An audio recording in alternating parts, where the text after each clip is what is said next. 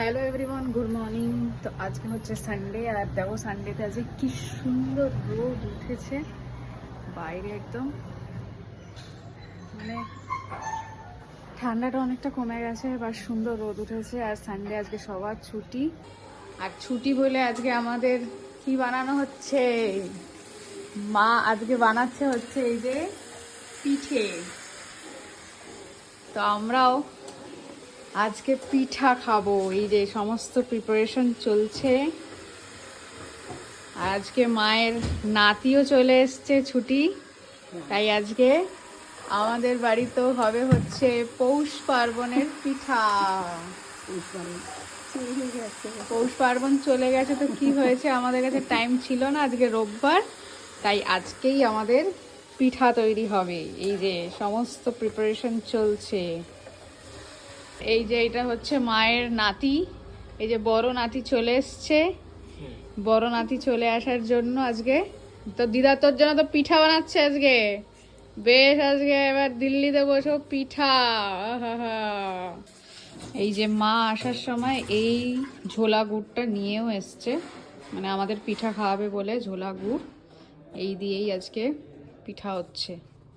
তো এই যে এখন আমাদের এক এক করে পাটিসাপটা তৈরি হচ্ছে। এই যে পাটিসাপটা রেডি, এবার দেখি খেয়ে সবাই জানাক কেমন হয়েছে।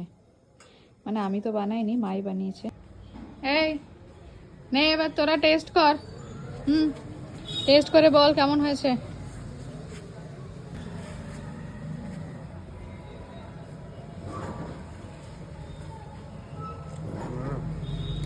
আর একটু ভালো করে খা, পুরটা খেয়েছিস? ভালো লাগছে? হেভি হয়েছে? ও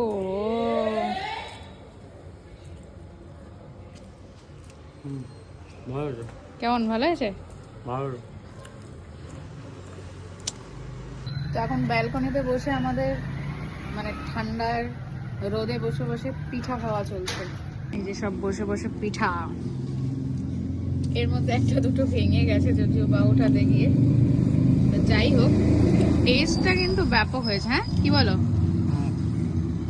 পুরটা আর মানে এখানে পিঠা যে খেতে পারবো এই বছর সেটাই ভাবিনি। সেখানে মা এসে গেছে, আর মানে গুড় ফুড় নিয়ে এসে যে পিঠা বানানো হয়েছে, মজাই আলাদা।